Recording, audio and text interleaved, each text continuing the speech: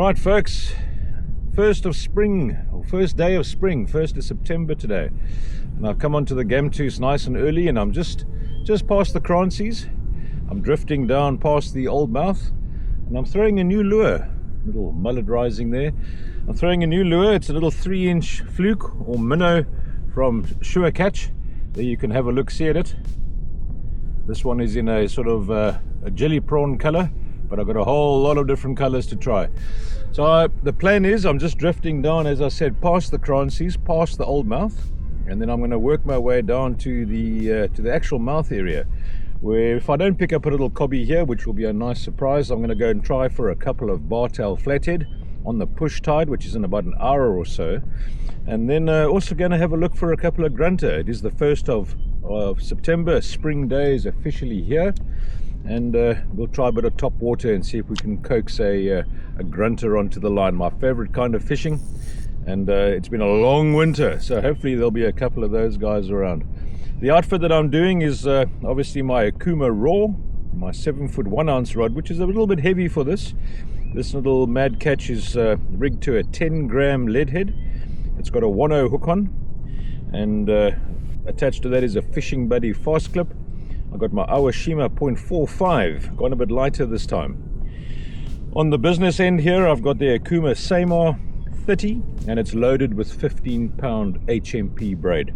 Let's get a couple of casts in here, see if there isn't a little cobby that will like to pick up this little snack treat, and then we'll check in when we're at the mouth.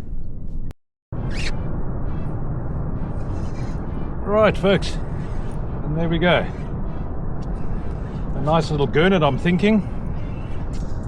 Let's see what size it is, but this is about my third one now. Well, yeah, a little gurnet. Taking a bit of line, and this is on a tight drag, folks, on a tight drag. So what it is I'm doing today, I'm using the new Mad Catch, little 3-inch minnows, and I've come down to the mouth. Whoops, let's just get this guy landed. I've come down to the mouth here, and I'm having some fun with the gurnets before I go upriver and see if there's any cob around. Very little action from Garrick, but you know me, I'll take a flathead Bartail any day of the week. This is quite a nice one. These little 3-inch minnows that I'm using from Sure Catch, they're definitely going to do some very good fishing down the line. I'll give you a good look at it in a second, but let's get this guy netted and landed first. And there we go. Right, let's have a quick look. I'm very excited about these lures. I've been asking Sean McWeber for some time to bring out a Jerk Minnows series, just to complement the mermaid style, which as I've sort of shown you guys over the years on my channel, have caught me plenty of fish. Right, let's just get this camera sorted quickly. Alright, let's have a quick look at this little fella. This is my third one. The other ones I didn't get on camera, but look at that. Nice little Bartail Flathead, not the biggest one, but I'll catch these all day long. What I'm doing with this Mad Catch Jerk Minnow is I'm just bouncing it off the bottom. He's absolutely destroyed that, and that can be expected, but I'll show you how I'm fishing it and what I'm using in a second.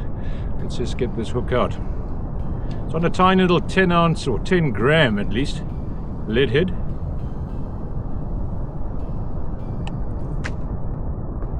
And there it is. Look at that cute little fluke, that little fluke tail, Mad Catch fluke tail, and a 10-gram trophy tails lead head on a 1/0 hook. This little guy in our estuary fishing, for those that enjoy the light tackle side, this is going to produce a lot of fish. Alright, a nice little Bartail Flathead there. I can actually feel his heart beating on the palm of my hand. The water is cold, but not that cold. The other two, I had one slightly bigger than that come on the line just now, but he came off right by the boat. Let's get this guy back in the water and see if there's a few more for us this afternoon, or this morning at least. And away she goes. Right. Okay, so what it is I'm doing is bouncing this guy ever so slowly along the bottom. So as I said, it's got a little 10 gram, here's a good look at it. It's got a little 10-gram head. I'm just gonna, actually we can fish this one for another fish. It's amazing how these bartails absolutely lacerate everything in their path. Let's throw one off this side. I'm just going through the deepest part of the incoming tide now. It is Neap, as I said, and it's very, very weak. I'm just going to put that. I know there's a little clay bank there, and it drops off into this little channel. The channel itself is about 3 or 4 meters deep. So we're just going to bounce it off that little clay bank into the main channel, and then it's just touching bottom ever so gently, and I just move it off the bottom.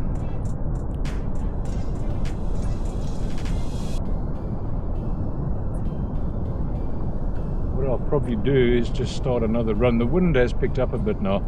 It's going to be quite a windy day today actually. Any minute now I'm going to hit the bank here, so I'll just watch my footing. I think what I'll do is I'll do another turn up through that deeper channel there. I always get my bartails on that corner right over there.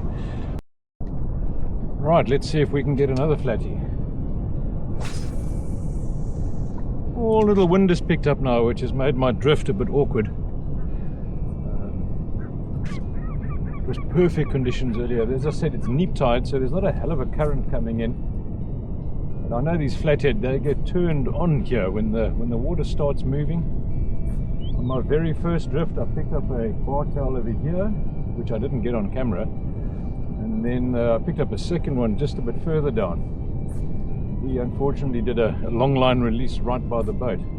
But what was stunning as I drifted down, we're at that time of the year where the water temperatures have certainly started rising, and with that there's a drop off in what I call the winter algae. And the water for about a 2-3 week period goes crystal clear. I call it my aquarium when this happens. And I'm drifting down in probably around 2 to 3 meters of water, and I can see seashells on the bottom. And there's a lot of bartail here. Let's see what if he's done with that. That one I actually saw again. He flashed up on it. Well, the minnow is still holding out, but just barely. Got a lot of teeth mark in it now. Let's click another one down here.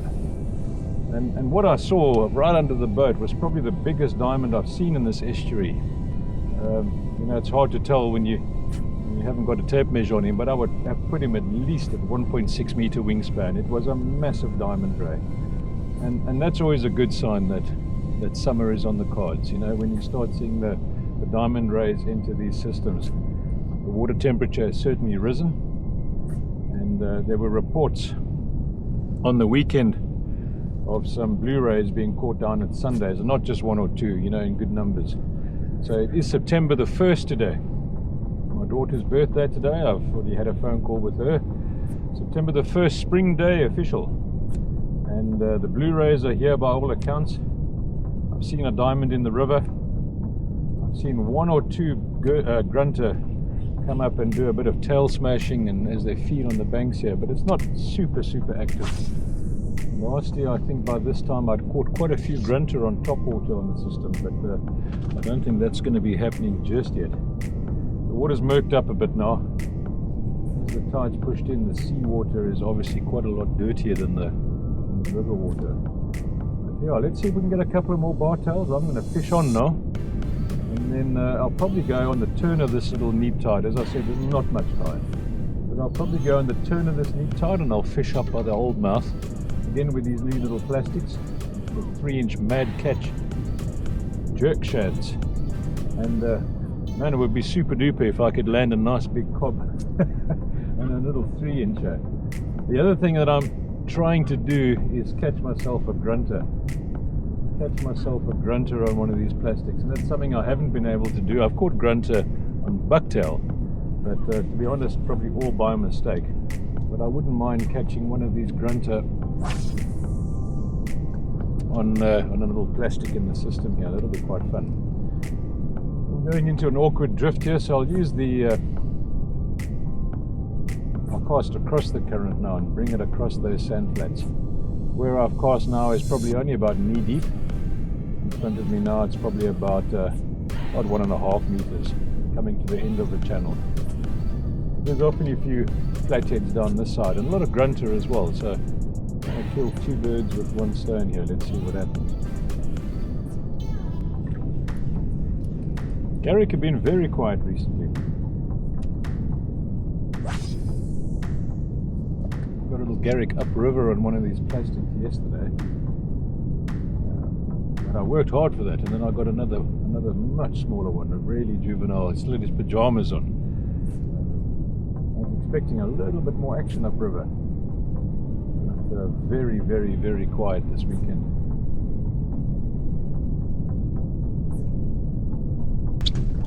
So I've just come up onto the sandbank here. It's about knee deep here, and I'll put the cast now into the channel rather. I will get pressed pretty quickly by the wind into the other side, but I see there's a couple of grunter here. Let's see what happens. I'd love to pick up a grunter on this setup. It's actually a nice little show of grunts right here.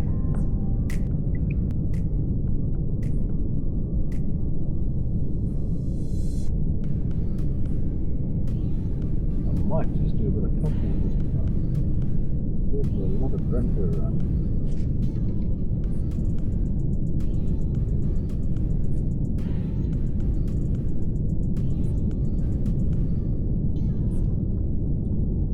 Oh wow.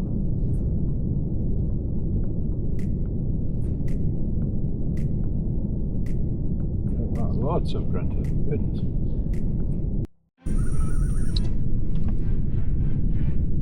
Alright, so I stopped.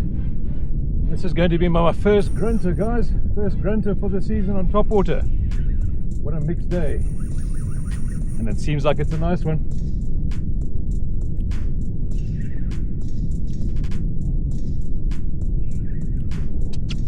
What I did is I just pulled up on the bank here. I'd seen a lot of grunter in the shallows here. And the bartails weren't going so well.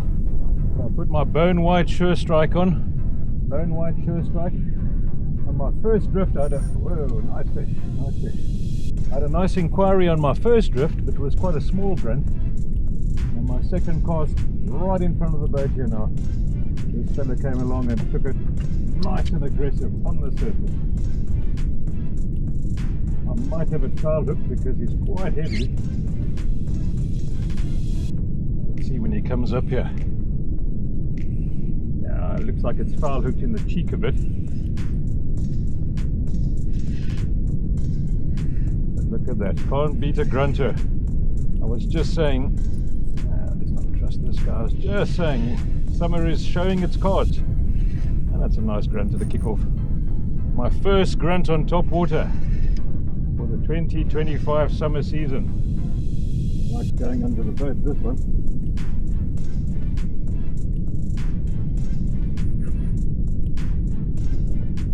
Look at that.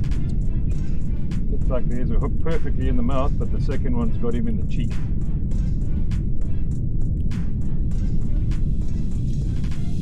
Right, chaps, let's get this one landed.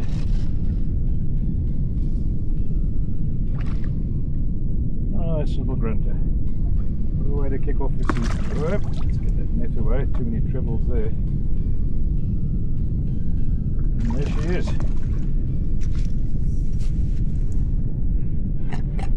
Oh, I love that sound. Oh, I absolutely love that sound. Let's check where all these trebles are, just as I thought. One treble perfectly in the mouth, and the other one sliced him in the cheek.